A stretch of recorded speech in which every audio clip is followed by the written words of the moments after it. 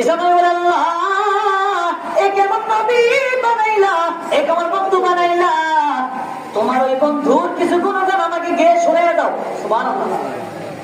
আল্লাহ তাআলা নবীর শান বলতে শুরু করলেন। আল্লাহ হলেন বক্তা, ঈসা নবী শ্রোতা, আলোচ্য বিষয় যিকরে মুস্তাফা। সুবহানাল্লাহ। আল্লাহ বলে, লাউলা মুহাম্মাদু মা খালাকতু আদম। আল্লাহ বলে, ঈসা রে, আমি যদি আমার বন্ধু মুহাম্মদকে না বানাইতাম, আমি আদমকে বানাইতাম না। ওয়ালাউলা মুহাম্মাদু মা খালাকতুল জান্নাতা ওয়ালান নার। আমি যদি আমার বন্ধুকে না বানাইতাম, আমি জান্নাত জাহান্নাম বানাইতাম না। আল্লাহু আকবার। আল্লাহু আকবার। ওয়ালাকাদ খালাকতু আরশি আলাল মা।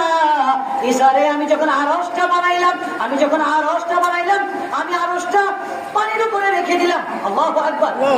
আমার আরশটা নাচানাচি শুরু করে দিল, কম্পন শুরু করে দিল, হেলাহেলি শুরু করে দিল।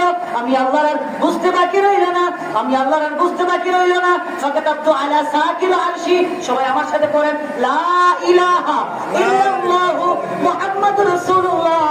আমি আরশের পায়ায় আরশের খুঁটিতে আমি আল্লাহ নামের পাশে আমার বন্ধুর নাম যখন লিখে দিলাম রে, চিরদিনের জন্য আসে নাচানাচি আর কম্পন বন্ধ হয়ে যায়। আল্লাহু আকবার।